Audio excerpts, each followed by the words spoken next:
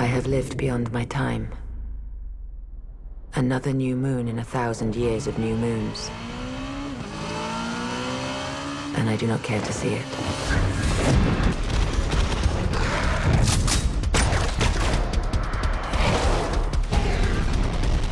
Underworld was a big stretch for me and sort of a test to see if I could do it. And so I certainly wasn't expecting to be finding myself doing, you know, number 5 in a franchise.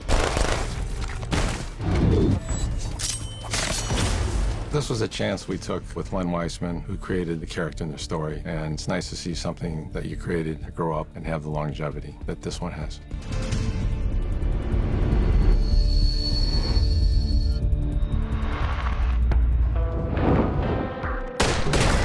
It's great to have Kate back for the 4th time in Underworld 5. One of the themes that runs through all of the Underworld movies is the character of Selene and what she has lost. Selene was originally a human who lost her family first. There, my child. You are safe now. And she later discovers that it was Victor who actually killed them, and he turned her into a vampire and into the most capable of death dealers. It wasn't the Lycans. It was you. Then she fell in love with Michael Corvin, who was a descendant of the original Bloodstrain, and she lost Michael at the end of Underworld 2. The worlds have changed quite a lot for each movie. It's always interesting to come back and play a character that you played before.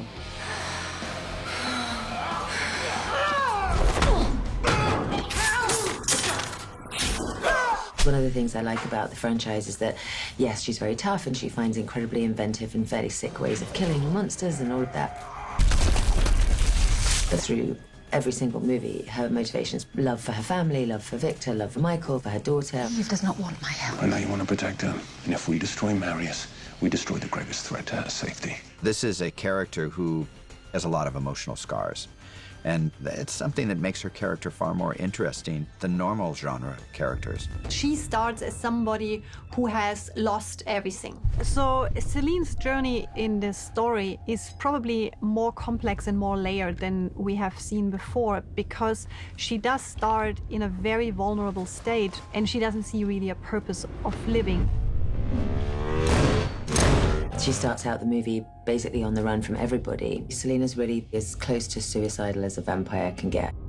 I find Selene such a tragic character, really. She just wants to kind of love someone and have them not betray her. I have seen so much war, so much killing. I cannot bear more. The peace you will feel here is real. Essentially, she realizes that her blood and the blood of her daughter would be basically ending their world if it comes into the wrong hands. When we have the blood of the hybrid girl, we will be invincible. And that gives her a new and very strong reason to fight again. For Selene to find that journey or that arc from somebody who doesn't want to be that warrior anymore, when she starts this movie, to somebody that is now going to a place where people live in peace, she dies and comes back enlightened, and she comes back with a wisdom she didn't have before. Selene is really reborn as a different person. A new Selene.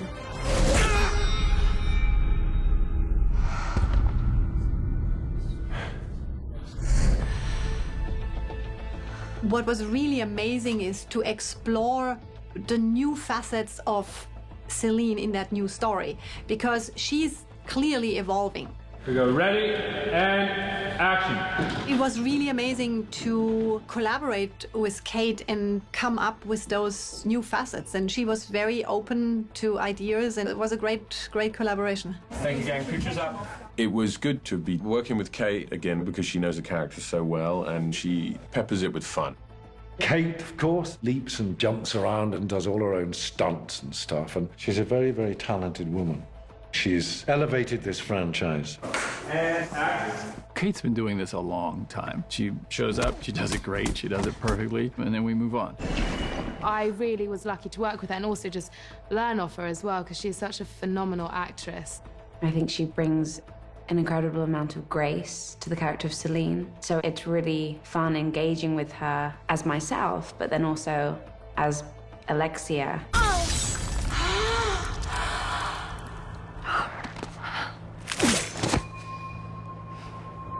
One of the things that gets tricky about bringing a character back, you know, more than once or twice is that obviously you want to feel that there's a real justification emotionally for that. Kate knows every single bit about Selene because Selene was born with her, basically. I mean, she has played her for so many times. So working with her is an incredible asset. I think Kate is probably one of the most intelligent and most brilliant women I've worked with. I think women and men like to see women kicking ass, taking names, but I also think Selene does go through so much kind of emotional stuff during the movie, and that was really appealing to Anna.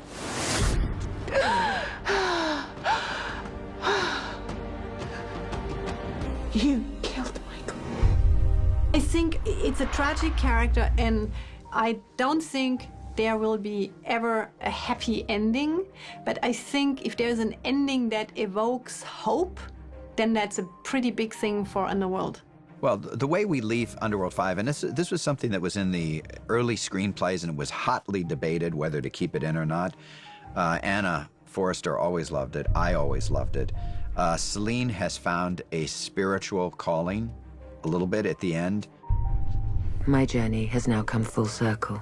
Once an outcast, I am now one of 3 chosen elders, from hunted to the highest honor. This is a long journey from somebody not liking where they are right now, not wanting to be the warrior, the killer, pursuing that war. I'm finished with this war. Well, it's not finished with you. Somebody who has almost given up because everything is gone.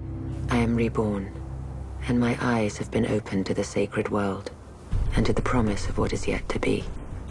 There's a great shot of her in sort of a monastic or Buddhist pose at the end, and you really feel that she has found some peace in her life after, you know, these years of struggle. It's open-ended. She's with the Northern Coven. She has survived the Lycan attack, then the treachery from her vampire elders. If you choose to look at it as her last movie, it is a great image to take away and feel that you've completed her saga in Underworld. On the other hand, the Nordic Coven could be a coven that she would be a great leader in. Each time we've done an Underworld film, we assumed that that was going to be the end of it. I'm not even sure what Underworld 6 would be, but who knows what the future holds for us. It's not out of the question.